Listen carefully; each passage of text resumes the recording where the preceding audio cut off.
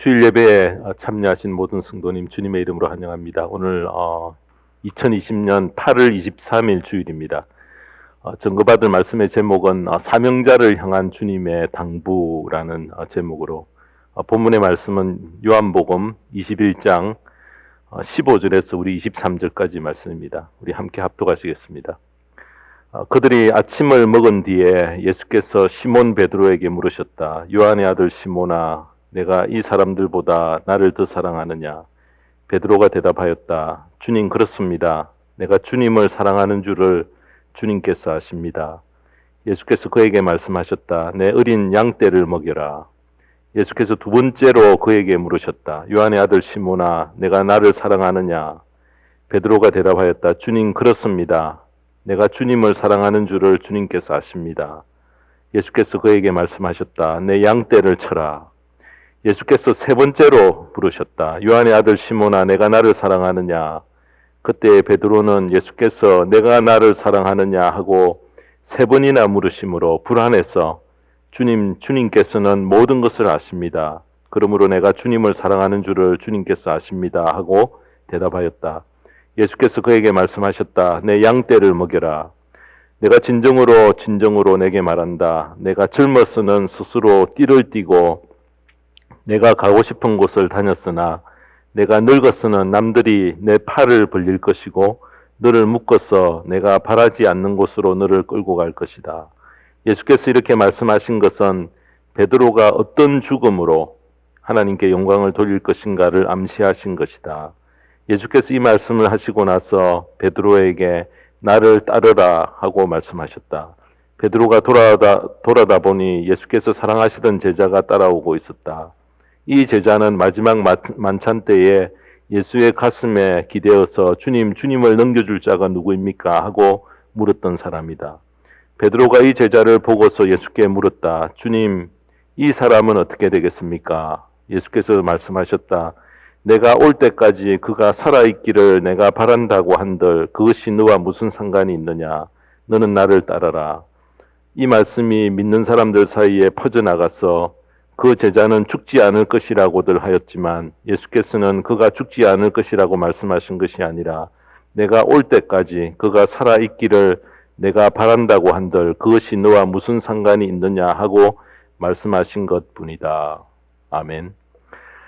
우리 기도하겠습니다. 하나님 아버지, 베드로 앞에 모인 고넬료의 가족들이 베드로의 설교를 듣는 것이 아니고 하나님이 말씀하시는 그 귀한 말씀을 직접 듣는다고 말한 것과 같이 오늘 이 시간 말씀을 전하는 설교자는 감추어 주시고 성령께서 우리에게 증거하는 귀한 말씀 되어줄 수 있도록 축복하여 주시옵기를 원하옵나이다. 특별히 오늘 세 번 주님을 부인했던 그 베드로를 사명자로 세우기 위해 부탁하신 말씀을 우리들이 나에게 주시는 귀한 성령의 음성으로 받아들일 수 있는 귀한 시간 되게 인도하여 주시고 말씀을 전하는 부족한 종의 모든 연약함을 감추어 주시옵소서. 예수님의 이름으로 기도드리옵나이다. 아멘. 네, 오늘 우리 함께 은혜 받을 말씀의 제목은 사명자를 향한 주님의 당부라는 제목으로 말씀을 전합니다. 코로나 사태가 장기화되면서 시간이 이렇게 길어지고요. 또 많은 중요한 일들이 중단되는 이 사태를 아무도 예상하지 못하고 저희들이 어려움을 겪고 있습니다. 그래서 사람들이 코로나 하면은 맨 먼저 떠오르는 생각이 고통, 힘들다라는 것입니다. 그렇게 되는 이유가 뭔가? 우리의 생각이 코로나 이전에 계속 생각이 고정되어 있기 때문에 그렇습니다. 나의 생각이 어디에 고정되어 있는가에 따라서 부정이 긍정으로 바뀔 수도 있고요. 계속 부정적인 상황에 머물러 있을 수도 있다는 것입니다. 코로나 사태로 인해서 긍정적인 몇 가지를 우리가 찾아낼 수가 있습니다. 몇 가지만 한번 살펴보면요. 첫 번째로 마스크를 모두 써야 하니 사람의 말수가 분명히 줄어들어서 필요 없는 말이 생략이 됩니다. 이것은 시편 141편 3절에 보면은 주님 내 입술 언저리에 파수꾼을 세우시고 내 입 앞에는 문지기를 세워 주십시오. 여러분 마스크 쓰는 것이 귀찮지만은 파수꾼의 역할을 대신하여 두 마디 할 것을 한 마디로 줄이고요. 또 그렇게 하니까 말 실수가 줄어들고 말로 인한 상처가 훨씬 줄어들고 있다라고 그렇게 말을 합니다. 또 두 번째로 코로나로 인해서 비교하고 과시하는 일이 훨씬 줄어들어 버렸습니다. 여러분, 사람들이 마스크를 쓰니까 사람들의 심리가 이쁜 사람, 미운 사람도 없고 다 똑같이 보입니다. 그래서 요즘은 여인들이 사람의 눈에 띄는 눈 화장만 한다, 그렇게 이야기를 합니다. 그래서 늘 마스크를 써야 하니 눈에 관련된 화장품만 잘 팔리는 것 같고요. 딴 것은 잘 안 팔린다라는 그런 말도 들려옵니다. 예전에는 누가 무슨 옷을 입고 무슨 목걸이를 가지고 보석을 가졌네, 이런 데 시선이 모아졌지만은 지금은 별로 그런 데 관심이 없어졌습니다. 그래서 빌립보서 4장 11절 말씀에 자족의 비결을 충족시키는 그런 시대에 저희들이 살고 있다라고 생각이 됩니다. 또 세 번째로는 더욱 가족 중심적인 그런 삶이 계속되어집니다. 지금은 누가 불러주지도 않고 오지도 못하고 또 갈 일도 별로 없고 가족과 함께하는 시간이 가장 깁니다. 물론 자녀들과 뒹굴어야 하는 엄마는 더욱 힘들고 힘에 부치지만은 또 부부가 계속 함께 붙어 있어서 불화하여 이혼율이 어떤 나라는 올라갔다라는 그런 보도가 있지만은 반강제로 집안의 가족들이 함께 머무는 그런 기회는 너무나 소중합니다. 그래서 위기를 기회로 시선을 옮기면은 겸손해지고요. 또 하나님을 더욱 의지하게 되어지고 화목할 수 있는 소중한 그런 시간이 됩니다.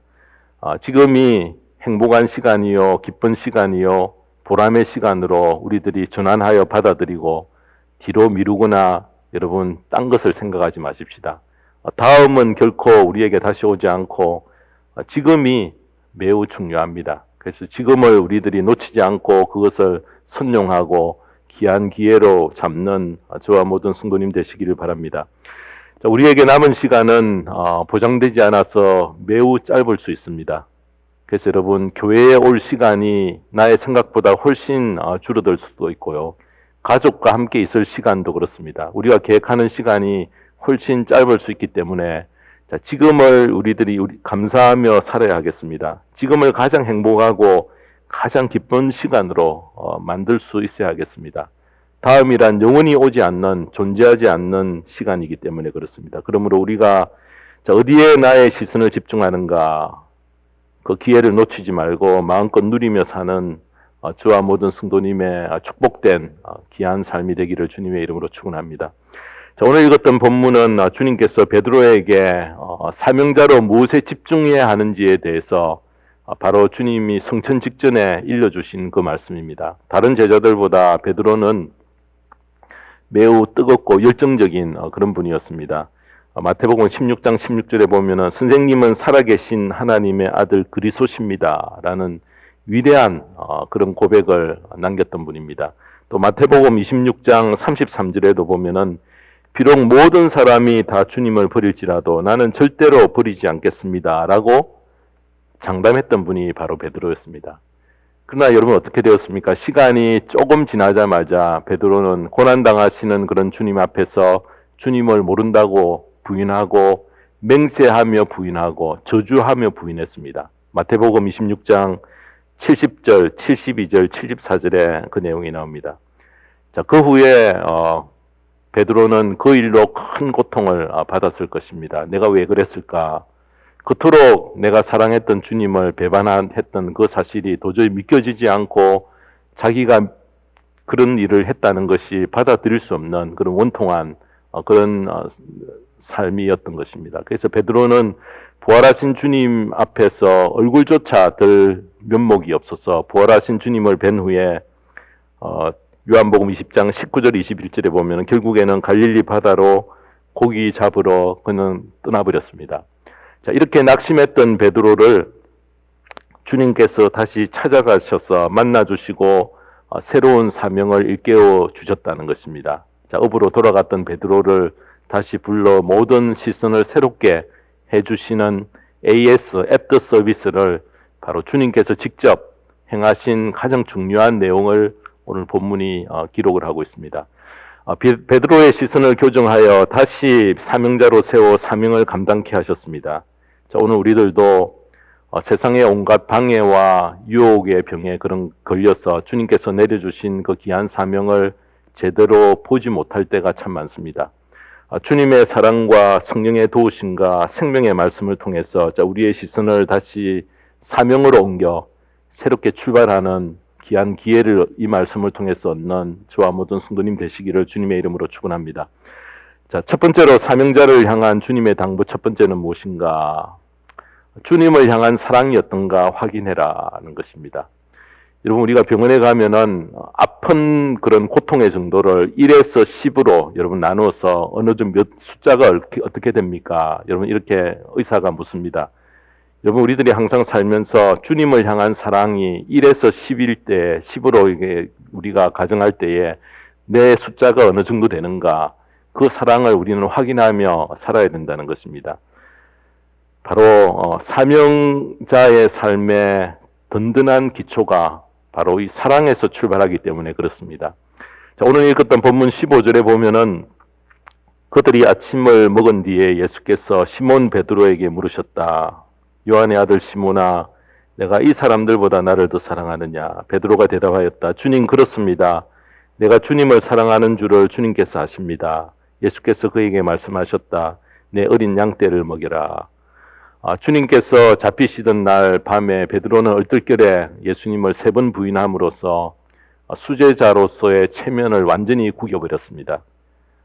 반석 페트로스라는 이름을 붙여주셨는데 걸맞는 그런 행동을 못했습니다. 그러나 예수님은 베드로를 책망하거나 자격을 박탈하거나 나약함을 들추어내지 아니하시고 그를 다시 소명자로 세우기 위해서 요한의 아들 시몬아, 내가 이 사람들보다 나를 사랑하느냐라고 3번 반복하여 질문하셨다는 것입니다. 다른 사람들이 나를 사랑하는 것보다 나를 더 사랑하느냐라고 확인하십니다. 왜냐하면은 사명자에게 이 사랑의 힘은 너무나 중요하기 때문에 그렇습니다. 어느 정도 사랑하고 있느냐, 자, 그것이 사명의 바탕의 힘이 되어진다는 것입니다. 여러분, 사랑하느냐의 헬라어는 아가파오라는 말입니다. 하나님의 사랑, 신적인 사랑, 숭고하고 헌신적인 사랑, 무조건적이고 절대적인 사랑입니다. 아가페의 사랑을 말하는데요. 비록 베드로가 실수했지만은 사랑의 관계만 바로 정립되어 있다면 그 실수가 오히려 베드로를 더 강하게 세울 사명자로 세울 수 있음을 주님은 아셨기 때문에 그렇습니다. 여러분, 자녀가 실수를 했는데 그냥 집을 나가라고 쫓아내버린다면 어떻게 되겠습니까? 또 성도님들이 실수할 때에 교회 밖으로 쫓아버린다면 남아있을 분이 누가 있겠습니까? 베드로가 부인할 때에 얼마나 미웠겠습니까? 그 면전에서 좀 욕을 하고 실망했다, 다시는 보지 말자라고 했다면 베드로가 어떻게 되었겠습니까? 자, 버려야 할 사람을 다시 굳건한 사랑의 관계로 세우는 능력을 우리는 주님께로부터 배워야 합니다. 주님을 향한 사랑이 어떤가? 주님을 향한 그 사랑의 기초가 와해되지 않도록 우리를 끝까지 붙잡아 주시고 인도해 주시고 세워 주신다는 것입니다. 자, 그래서 사명자는 주님을 향한 사랑이 어떤가? 자신에게 항상 물어야 합니다. 가장 중요한 바탕이 되는 힘이 바로 기초, 이 사랑이 어떻게 깔려서 기초를 유지하는가? 주님과 나와의 사랑의 관계입니다. 자, 우리가 예배를 소중히 여기는 것도 주님의 사랑 때문에 우리가 예배에 참여하고 예배를 기히 여긴다는 것입니다. 일본 도쿄에 가면은 임페리얼이라는 호텔이 있습니다. 이 호텔을 지은 사람은 미국의 건축가 프랭크 로이드 라이트라는 분입니다. 그는 호텔 공사를 맡고 무려 2년 동안이나 기초공사에 매달렸다고 합니다. 호텔 부지가 지반이 약한 지대인 도쿄만 부근에 위치한 까닭에 특수공법을 사용하여서 그렇게 기초공사를 하지 않으면은 지진이 자주 일어나는 일본에서는 도저히 건물이 유지가 되지 못하기 때문에 자연히 엄청난 그런 비용이 들고요. 완공 시기도 약속했던 시기보다 훨씬 초과되었다는 것입니다. 그래서 큰 비난이 이 라이터에게 쏟아졌습니다. 쓸데없이 오랜 시간을 투자하고 기초공사한다고 많은 돈도 또 이렇게 낭비를 하고 시간들로 말미암아 의심의 눈초리가 너무나 거셌다는 것입니다. 그래도 라이트는 거기에 꿈쩍하지 않고 꼭 묵묵히 4년 만에 호텔 건축을 완료를 했다는 것입니다. 그런데 이 호텔이 지은 지 얼마 지나지 않아 1923년에 간토 대지진이 발생했습니다. 자, 이때에 도쿄의 모든 건물이 다 허물어지고 피해를 입었는데 임페리얼 호텔만 전혀 내부 손상 없이 견고히 서 있었다는 것입니다. 자, 이 사건 이후에 이 라이트는 일본 건축계의 신화처럼 회자되는 그런 이름이 되었다는 것입니다. 여러분, 우리들이 지금 주변에도 보면 도로공사를 하고 있는데 어떤 경우에는 2년을 겁니다. 지루하게 끄는 이것을 보고 우리가 마음속에 불평이 일어날 수 있지만은 바로 미국은 한번 공사를 하면은 수십 년, 여러분 60년, 70년, 100년, 자, 이것을 계산하고 공사를 하기 때문에 그렇다는 것입니다. 마찬가지로 우리의 신앙의 기초는 또 사명의 기초가 바로 주님의 사랑의 견고한 터 위에 세워져야 한다는 것입니다. 흔들리지 않는 이런 견고한 힘은 주님을 향한 그 사랑의 힘에서 흘러나온다는 것입니다. 그래서 여러분, 나의 사랑의 힘의 점수가 어느 정도 되는가? 자, 1에서 10에서 나는 8, 9, 10 정도 되는가? 아니면 5에 머물러 있는가? 3인가? 나의 주님의 사랑이 어떤지 늘 우리는 자신을 돌아보며 확인해야 된다는 것입니다. 하나님을 경외하며 사랑하는 성도는 바로 이런 사랑이 견고해질 때에 세상 풍파에 흔들리지 않고 우리가 뒤를 돌아보지 않는다는 것입니다. 신명기 6장 5절에 보면은 당신들은 마음을 다하고 뜻을 다하고 힘을 다하여 주 당신들의 하나님을 사랑하십시오 라고 말씀하셨습니다. 하나님의 사랑이 약화되면은 어떻게 됩니까? 우상 숭배와 유혹과 교만이 침입하여 나를 한순간에 무너지게 만들어 버립니다. 자, 그러나 사랑의 기초와 뿌리가 깊이 박혀 있으면은 어떤 고난과 유혹과 지진이 흔들어도 당당히 여러분 그 자리를 끝까지 지켜간다는 것입니다. 나의 사랑의 점수가 8, 9, 10으로 유지가 되어질 수 있도록 우리는 항상 하나님과의 그 사랑의 관계에 우리의 시선이 모아져야 됩니다. 사랑하는 성도 여러분, 주님을 향한 사랑이 너무나 중요하기 때문에 베드로에게 사명을 맡기시기 전에 주님은 3번 반복하여서 이렇게 사랑을 확인하셨다는 것입니다. 오늘 우리들이 배우고 갖추어야 할 것이 참 많지만은 먼저 주님과 나와 사랑의 관계를 꼭 돌아보십시다. 사랑이 견고하면은 참고 견디고 이길 수 있습니다. 그 사랑의 힘이 순종의 능력을 만들어내고요. 결국 순교의 자리에까지 이끌어 간다는 것입니다. 사명자에게 첫째는 주님을 향한 사랑이 불타야 합니다. 이 견고한 사랑의 자리를 끝까지 고수하는 저와 모든 성도님 되시기를 주님의 이름으로 축원합니다. 두 번째로 사명자를 향한 주님의 당부 두 번째는 양을 먹이는 일에 어떻게 쓰임을 받는가. 여러분 이것을 돌아봐라는 것입니다. 바로 사명의 본질을 이야기를 합니다. 본문 17절에 보면은 예수께서 3번째로 물으셨다. 요한의 아들 시몬아, 내가 나를 사랑하느냐? 그때 베드로는 예수께서 내가 나를 사랑하느냐 하고 3번이나 물으심으로 불안해서 주님께서는 모든 것을 아십니다. 그러므로 내가 주님을 사랑하는 줄을 주님께서 아십니다 하고 대답하였다. 예수께서 그에게 말씀하셨다. 내 양떼를 먹여라. 내가 나를 사랑하느냐? 3번 물으신 이유가 뭘까?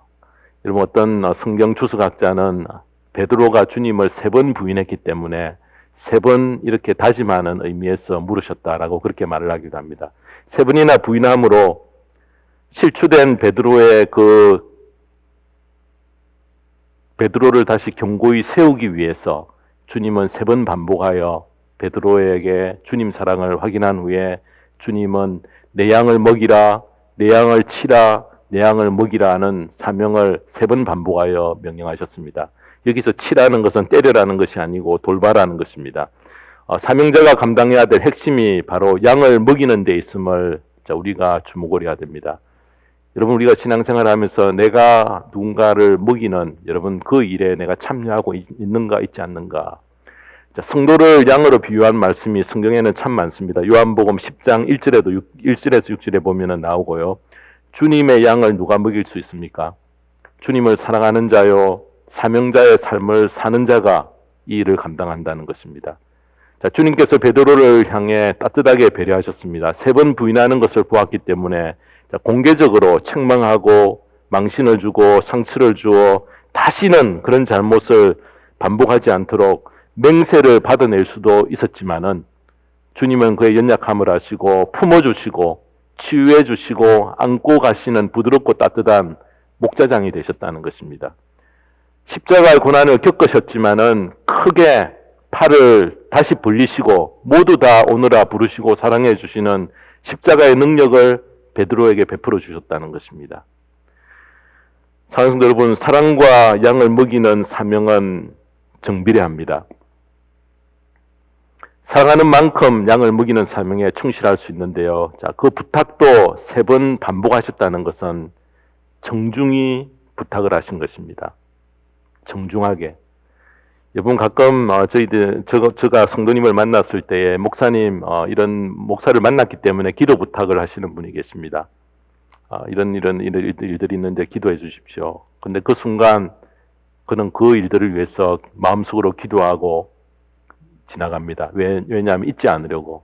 근데 어떤 분은 정중히 기도 제목을 저에게 이렇게 알려주시는 분이 계십니다. 글로 적어서 아니면 전화를 하여서 2번, 3번 정중히 기도를 부탁하시는 분의 기도는 여러분 새벽에 기도할 때에 항상 그분이 떠올려지고 그 기도 제목이 나에게 이렇게 알려져서 성령께서 그분의 얼굴이 떠오르게 하시고 기도의 노트에 적고 저는 기도를 합니다. 주님께서 지나가시다가 베드로를 만나서 너 내 양 좀 먹여라 라고 부탁하신 것이 아니고요. 제자지만은 사랑을 확인한 후에 정중하게 엄중히 부탁하신 일이 바로 내 양을 먹이라는 이 부탁이었습니다. 3번 사랑을 확인한 후에 내 양을 먹이라, 내 양을 쳐라, 내 양을 먹이라는 귀한 사명을 주셨다는 것입니다. 내 양을 잘 케어하라, 내 양들이 힘들고 어렵지 않도록 내가 최선을 다해 잘 섬겨라는 사명을 베드로에게 안겨주셨다는 것입니다. 사랑하는 여러분, 양을 먹이는 이런 모든 것 다 줄 각오와 큰 희생을 할 준비가 되어 있어야 가능하다는 것입니다. 양을 먹이는 일이 쉬운 일이 아니라는 것입니다. 나의 것 줄 각오를 여러분 단단히 해야지 이 일들을 실행할 수 있다는 것입니다. 시골에서 여러분 수박서리 또 참외서리 이런 이야기들을 저는 해보진 않았지만은 참 많은 그런 말을 들었습니다. 그 서리해서 먹는 그 과일이 그렇게 맛있다고 합니다. 어느 가수원의 주인은 철자였어요. 내 가수원의 과일은 하나도 남의 손에 가는 일이 없게 하려고 궁리를 하다가 가수원에 팻말을 한 개 붙였습니다. 자, 이 수박 중 한 통에다가 농약을 집어넣었습니다. 그래서 누군가 그것을 먹고 죽어도 나는 책임이 없다라는 팻말을 그 과수원 앞에 이렇게 붙여놓았다는 것입니다. 그러니까 어떻게 되겠습니까? 애들이 겁이 나죠. 그래서 아예 애들이 얼씬도 하지 않았습니다. 그래서 농부는 수박 한 통도 잃어버리지 않았다라고 매우 기뻐했습니다. 그런데 며칠 후에 자기가 써놓은 그 팻말 바로 옆에 더 큰 글씨로 팻말 하나가 이렇게 써졌는데 뭐라고 써놓았는가 하면은 농약 넣은 수박 외에 또 한 통에 농약을 집어넣었다라고는 팻말을 누가 붙여놨습니다. 다른 사람이 주인 모르게 주인이 농약을 넣은 것 말고 또 다른 수박에 농약을 집어넣었기 때문에 어떻게 되었겠습니까? 주인이 과일을 팔 수 있는 판로가 다 막혀버렸다는 것입니다. 팔 수 없게 되어 그 많은 수박을 갈아엎고 말았다는 것입니다. 사랑하는 여러분, 내만 먹고 내만 챙기고 하나도 뺏기지 않겠다 하다가 다 잃어버립니다. 수박 한 통도 잃어버리지 않고 내가 다 먹겠다고 하면은 다 잃어버리는 그런 일들이 일어난다는 것입니다. 욕심은 죄요, 죄는 사망을 낳고 여러분 결국 우리들이 파멸에 빠지게 되어진다는 것입니다. 양을 먹이는 나눔과 섬김을 몸소 실천하신 분이 누구신가? 바로 주님이십니다. 그래서 주님이 몸소 그 일들을 실천하셨기 때문에 우리에게 내 양을 먹이고 섬기라는 그 명령을 하실 수 있는 분이시라는 것입니다.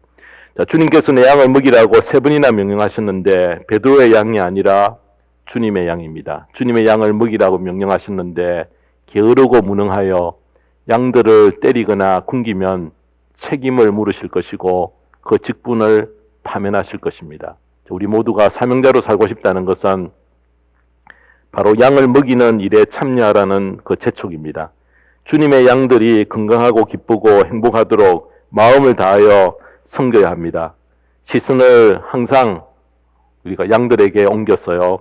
양을 먹임으로 우리가 사명자로서 부끄럽지 않게 훗날 주님 앞에 설 수 있는 저와 모든 성도님의 거룩한 삶이 되기를 주님의 이름으로 축원합니다. 마지막 세 번째로 사명자를 향한 주님의 당부는 무엇인가? 주님을 따르고 싶어 하는가? 여러분 그것을 확인해 바라는 것입니다. 주님께서 가셨던 것 자체를 따르려고 하는가? 본문 22절에 보면은 예수님께서 말씀하셨다. 내가 올 때까지 그가 살아있기를 내가 바란다고 한들 그것이 너와 무슨 상관이 있느냐? 너는 나를 따라라. 이렇게 말씀하셨습니다. 예수님은 베드로가 사명을 다 감당한 후에 마지막에 어떻게 될 것을 암시하는 말씀입니다. 자기 계획대로는 살지 못할 것을 예고하십니다. 그 예고하신 대로 초대교회의 교부인 터틀리아는 베드로의 순교를 이 본문 말씀을 인용하여 처음으로 전했고요. 오리게는 처음으로 베드로가 십자가에 거꾸로 못 박혔다라고 전한 것이 널리 전파가 되었습니다. 그래서 서기 64년 7월에 네로 황제에 의해서 로마에서 베드로는 십자가에 거꾸로 못 박혀 죽었다는 것은 의심할 여지가 없는 사실입니다. 우리는 자신의 주위에 있는 분들이 어떻게 될까 참 관심이 많습니다. 내가 어떻게 될까 보다는 내 주변의 사람들이 지금 어떻게 되는가 거기에 더 관심이 많이 쏠려 있습니다. 베드로도 그랬습니다. 베드로는 주변에 있는 바로 요한의 이 제자가 어떻게 될 것인가 그것에 대해서 주님께 물었습니다. 요한도 나와 같이 순교할까요? 이렇게 물었다는 것입니다. 예수님은 냉정히 끊으시면서 그것이 너와 무슨 상관이 있느냐? 너는 나를 따르라. 그렇게 잘라 말씀하셨습니다. 요한이 장래에 어떻게 될 것인지에 대해서 베드로 너가 관여할 것이 없다는 것입니다. 베드로에게는 베드로의 길이 있고 요한에게는 요한의 길이 있는 법입니다. 그리고 모든 크리스찬들은 훗날 자기의 있는 그곳에서 최선의 사명을 다하다가 훗날 천국에서 다 만나는 것입니다. 자기에게 맡겨진 사명에 충실하면 눈을 남에게 돌릴 겨를이 없다는 것입니다. 태만히 하는 사람이 자꾸 남에게 눈이 간다는 것입니다. 견눈질하게 됩니다. 베드로는 순교가 하나님의 뜻이었고 요한은 자기 자신의 몸을 산제사로 드리는 로마서 12장 1절의 말씀과 같이 그렇게 늙어서 요한계시록을 기록하고 밤모섬에서 삶을 마치는 것이 그의 길이 되었다는 것입니다. 문명사학자 중에 월 트렌트라는 분이 계십니다. 문명이야기라는 책을 쓰신 분인데 이분은 왜 지구상에 수없이 많은 전쟁이 일어났는지라는 것에 대해서 좀 분석을 많이 하셔서 그 예를 참 많이 이렇게 열거해 놨는데 그 몇 가지 한 예를 들면 1325년에는 이탈리아에서는 나무 물통 전쟁이 벌어졌다는 것입니다. 이 발단은 이탈리아 모메나 지역에서 온 군인들이 볼로냐 지역에 침입해서 자작나무 물통을 훔친 것이었습니다. 볼로냐 군인들은 물통을 되찾기 위해 반격했고 그렇게 전개된 싸움이 12년이나 지속이 되었다는 것입니다. 또 1925년에는 길 잃은 개 전쟁이 일어났다는 것입니다. 도망치는 개를 쫓다가 국경을 넘은 한 그리스 병사가 불가리아 병사에게 피살되면서 양국 간에 발생한 전쟁이었습니다. 또 1969년에는 엘살바도르와 온두라스는 축구 때문에 5일 동안 전쟁을 벌여 2,000여 명의 사상자를 내었다고 합니다. 자, 이처럼 많은 전쟁이 일어난 그런 경위를 보면은 그 이면에는 무엇이 있는가? 자존심, 에고의 문제가 항상 걸려 있다는 것입니다. 하찮은 일로 내 몫을 잃거나 자존심의 상처를 입으면은 엄청난 희생을 감수하는 전쟁도 불사합니다. 여러분 교회에서도 자존심을 앞세우면 항상 거기에는 갈등이 일어나게 마련입니다. 자존심 때문에 관계에 금이 가고 가정이 무너집니다. 주님은 만왕의 왕이시지만은 이 땅에 종으로 오셔서 묵묵히 모욕과 멸시를 당하셨습니다. 주님의 십자가는 모든 에고를 포기하신 것입니다. 여러분 주님을 따른다라는 것 중에 한 가지 대표적인 것을 꼽으라고 하면은 우리의 자존심, 에고를 포기하는 것입니다. 그것이 바로 주님을 따르는 길이라는 것입니다. 에고 포기가 어느 정도 되어 있는가, 그것을 보면은 주님을 얼마나 따르는가라는 점수를 매길 수 있다는 것입니다. 우리는 베드로처럼 이 사람은 어떻게 되겠습니까? 이와 같이 남에 대한 관심과 부러움과 시기가 참 많습니다. 요한에 대해서 묻는 베드로에게 내가 올 때까지 그를 머물게 하고자 할지라도 내가 무슨 상관이냐? 주님은 분명히 선을 긋고 말씀하셨습니다. 베드로의 호기심을 막고 각자 맡은 사명에 충실하면 된다는 것입니다. 길이 각각 달라서 땅 끝에서 각자에게 맡겨진 그 귀한 사명을 감당하다가 훗날 천국 중심에서 반가이 만나게 될 것입니다. 나의 욕심이나 다른 사람에 대한 호기심에 시선을 뺏기지 말고 주님을 따르는 것에 표대를 두고 우리가 함께 달려가는 저와 모든 성도님 되시기를 바랍니다. 사랑하는 성도 여러분, 거북이와 토끼가 경주를 했는데 누가 이겼습니까? 거북이가 이겼죠. 토끼는 어떻게 경주를 했는가? 경쟁의식으로 거북이를 상대를 했습니다. 그런데 거북이는 어땠습니까? 토끼와의 경쟁이 아닌 결승점을 목표로 삼았기에 토끼가 멀리 앞서갔지만은 결국 마지막 승리는 거북이에게 돌아갔다는 것입니다. 여러분, 누구는 돈 벌었고, 누구는 잘 됐고, 누구는 승진했고, 누구는 월급이 올랐고, 누구는 운이 좋아서 사업이 더 확장되었다는 소리를 다 듣습니다. 자, 그런 소리를 들을 때 우리의 시선이 그냥 이렇게 뺏겨지고 그렇게 되지 못한 내가 참 속이 상합니다. 여러분, 잘 뛰는 토끼가 너무 많아서 시선을 어디에 둬야 할지 모릅니다. 시선을 계속 뺏기고 우리는 살아갑니다. 그러나 거북이가 토끼를 의식하지 않고 목표점을 향해 한 걸음 한 걸음 나아갔듯이 주님께서 당부하신 이 세 가지를 우리들이 꼭 기억을 하십시다. 내가 나를 얼마나 사랑하느냐, 나의 사랑의 점수가 1에서 10을 나눌 때에 몇 점 정도 되는가, 우리는 항상 자기 자신을 체크해야 된다는 것입니다. 두 번째로, 내 양을 먹이라. 누군가 내 주변에 있는 양을 먹이는 일에 내가 지금 헌신하고 내 몸을 드리고 있는가 없는가 살피시고요. 마지막 세 번째로는 주님을 따르려는 그런 각오를 우리가 새롭게 하여서 각자 흩어진 땅 끝에서 자기의 사명에 최선을 다하며 살다가 훗날 천국 복판에서 우리 함께 기쁨으로 만나는 그 영광의 자리에 함께 참여하는 저와 모든 성도님 되시기를 주님의 이름으로 축원합니다. 기도하겠습니다. 하나님 아버지, 주님이 승천하시기 직전 3번 부인한 베드로에게 새롭게 사명을 맡기시고 당부하신 3가지의 당부를 나에게 주시는 귀한 주님의 음성으로 오늘 이 시간 받기를 원합니다. 우리 모두 사명을 위해 목적이 있기는 삶을 사는 저희들 되게 하여 주시고, 내가 나를 사랑하느냐, 나의 사랑을, 주님 사랑을 확인하게 하시고, 또 내 양을 먹이는 일에 내가 어떻게 참여하고 있는지 돌아보게 하시고, 주님을 따르려는 각오를 새롭게 함으로 모든 성도님이 같은 그런 표대를 가지고 우리가 최선을 다하여 노력하여서 훗날 천국의 중심에서 다시 만나는 귀한 영광을 누리는 저와 모든 성도님 되어질 수 있도록 축복하시고 은혜를 내려 주시옵소서. 감사드리며 우리 주 예수 그리스도의 이름 받들어 기도드리옵나이다. 아멘.